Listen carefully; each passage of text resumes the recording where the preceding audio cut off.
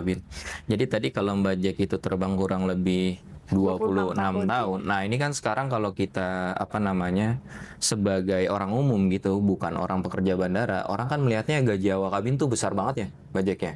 Apalagi kalau zaman dulu mungkin zaman yang Mbak Jack ya untuk jadi awak kabin kan susah banget ya. Iya. Terus kadang-kadang pekerjaan awak kabin juga bisa ya mungkin tanda kutip bisa mengangkat martabat dari keluarga dan lain-lain gitu. Sebenarnya bener nggak? Maksudnya kalau awak kabin itu gajinya gede gitu.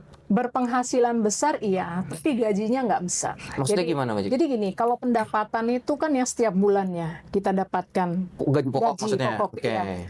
Tapi penghasilan itu kan ada tambahannya. Jadi uang terbangnya iya. Jadi kalau kita mau bicara jujur nih, kalau awak kabin di seluruh dunia lah, mereka pasti senang kalau terbang karena gajinya tidak terlalu. Mungkin beberapa perusahaan ya yang punya gaji yang tinggi lah, katakanlah kawan-kawan yang ada di Middle East atau kawan-kawan yang di Eropa.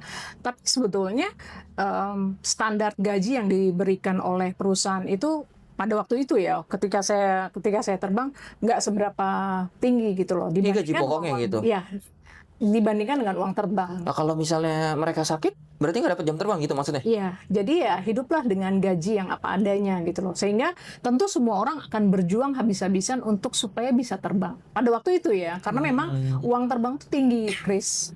Tinggi, gede banget uang terbangnya. Berarti semua orang kalau kayak gitu ngejar jam terbang dong ya? Iya. Walaupun dia sakit, dia bisa Iya. bela-belain ya? Iya.